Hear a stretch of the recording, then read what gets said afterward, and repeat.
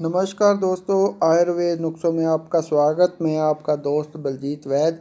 दोस्तों, 3 खुराकी नामर्दी की तीसरा पार्ट जिसमें लास्ट पार्ट लेके आया हूँ। इसमें जिन दोस्तों की शिगर पतन टाइमिंग नहीं रहती है, स्टैंडिंग नहीं रहती है, या एक बार करते हैं दोबारा सेक्स नहीं कर पाते हैं, लिंग में ढीलापन रहता है, शिगर पतन हो जाता है, टाइमिंग और स्टैंडिंग जिनकी जीरो है, शरीर में वैसे ही कमज़ोरी रहती है, समय से पहले बुढ़ापा आ चुका है, खून की कमी है, मांसपेशियां कमज़ोर हैं, हड्डियां कमज़ोर हैं, या आँखों की रोशनी कम हो चुकी है, या डिप्रेशन में रहते हैं, याददाश्त कमज़ोर हो चुकी है, उनके लिए ये बहुत ही बढ़िया लाजवाब नुस्खा है।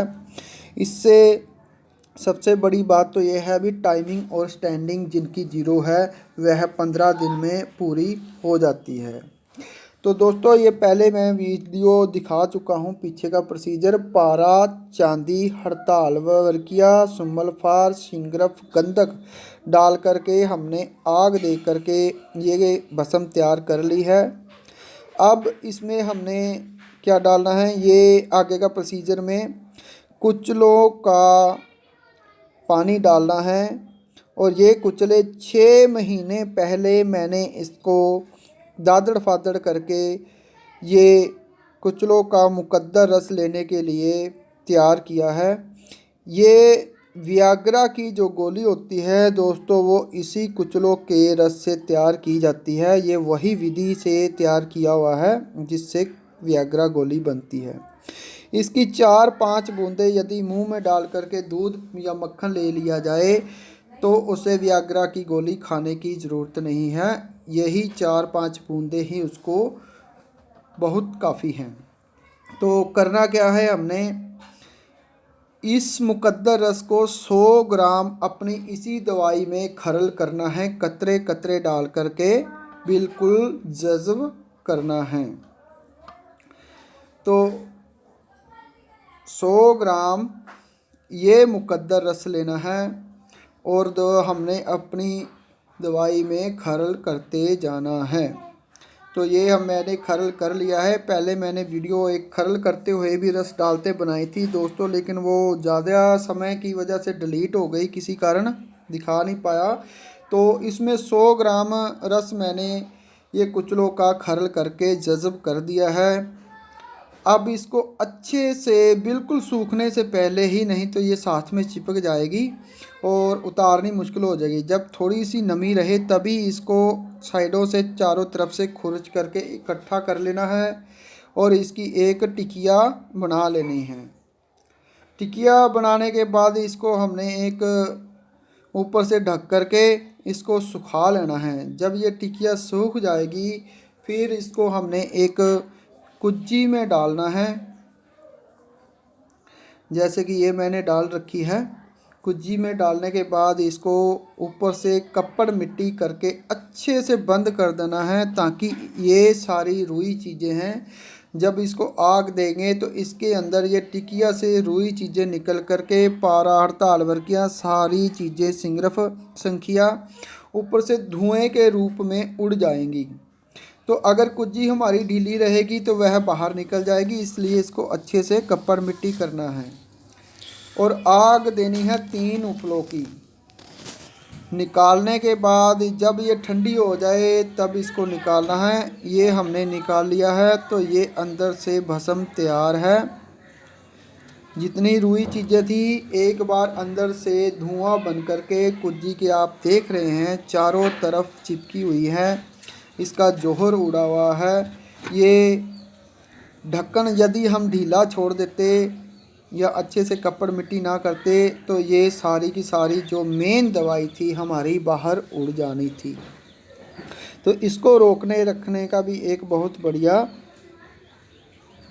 प्रोसीजर कपड़ मिट्टी करना चाहिए। तो ये हमने कुज्जी से जोहर समेत सारी अच्छी तरह खुरच करके निकाल ली है।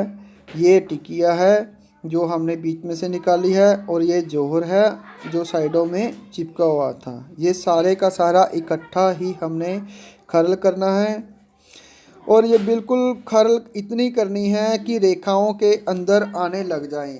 अब इसमें हमने 4 चीज़ों का और योग है, 4 भस्में और ऐड करनी हैं।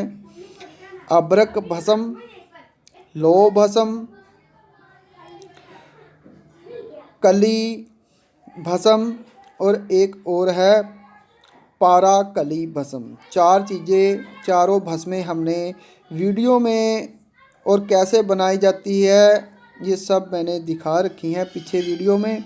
इसमें ये जो कली भस्म है ये सफ़ेद कली भस्म बनी हुई है अपनी, नहीं तो जो बनाते हैं उनकी काले रंग की होती है।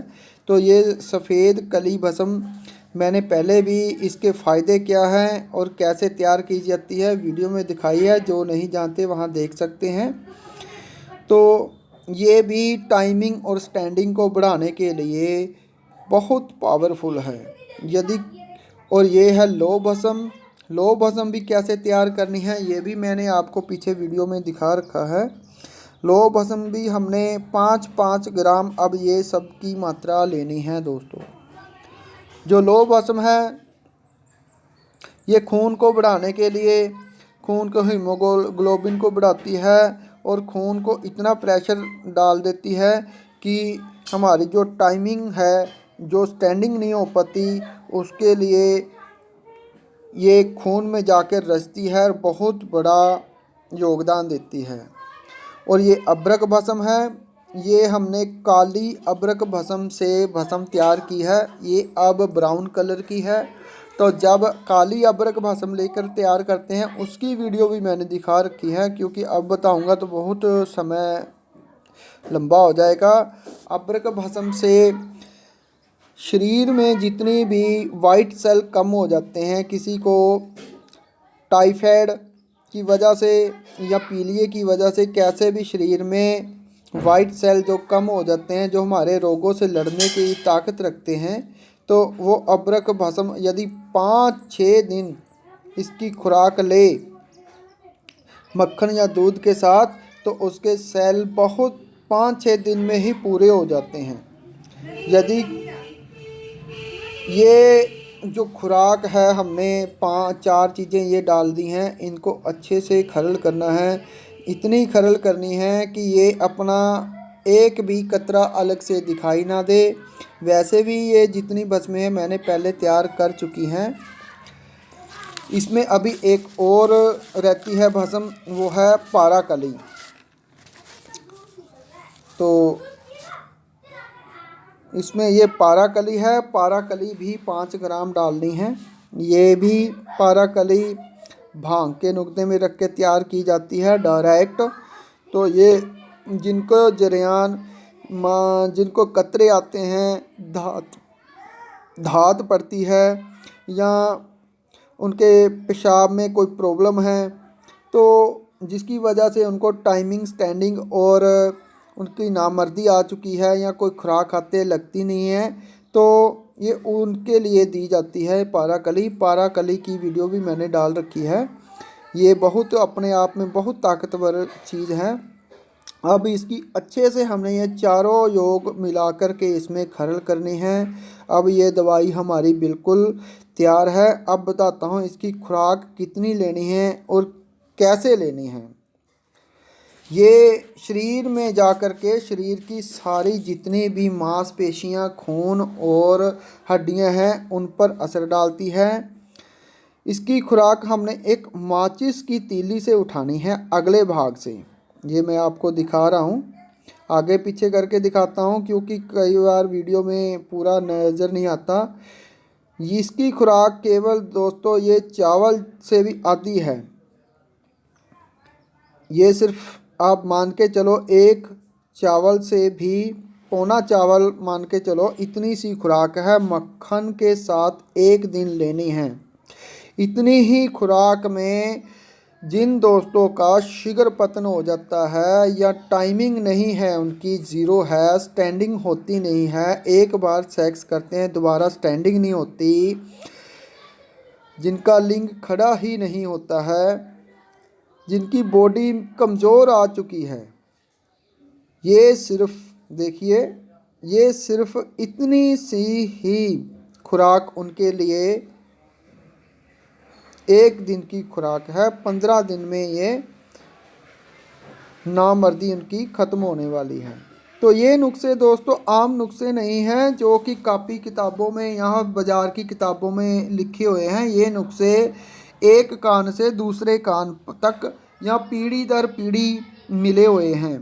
ये नुस्खे पहले राजाओं के पास या सन्यासियों योगियों के पास होते थे जो अपने आप को लॉन्ग टाइम तक जीवित रखने के लिए यूज़ करते थे, जिनकी 10-10 बीवियाँ होती थी, जिनके शादियाँ ही 50-50 करते थे राजे महाराजे, उनके लिए ये योग होते थे। वो इनका उपयोग करते थे। जिन्होंने युद्ध में लड़ना होता था, जिनके लिए बहुत ताकत की ज़रूरत होती थी, वो इसका उपयोग करते थे। तो दोस्तों जो भी इसको लेना चाहता है वो व्हाट्सएप पे वॉइस मैसेज करके मेरे से ये ले सकता है, और जो पूछना चाहता है वो भी व्हाट्सएप वॉइस मैसेज